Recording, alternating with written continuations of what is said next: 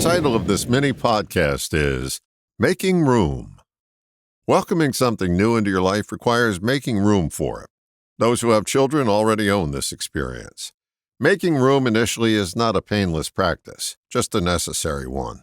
That which you make room for makes you roomier. Making room engages your flexibility, and as the old adage goes, the more flexible you are, the more often you win. In politics, making room is known as the Big Tent, making room for people in your party who have divergent views.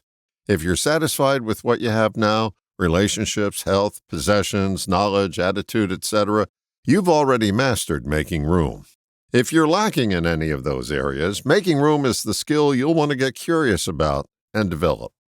If you're set in your ways, it's more difficult to make room.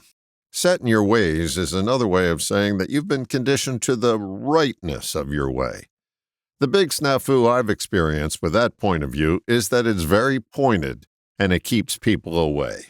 That means there are fewer folks to make room for because not many are willing to risk getting stabbed that often. The biggest kept secret from those unwilling to make room is that we get what we want in life from other people. If you don't make room for them, you're left alone with, as the Beatles called it, your nowhere plans. Making room is an acquired taste for many. It takes practice. Like all treks in life, it begins with small steps.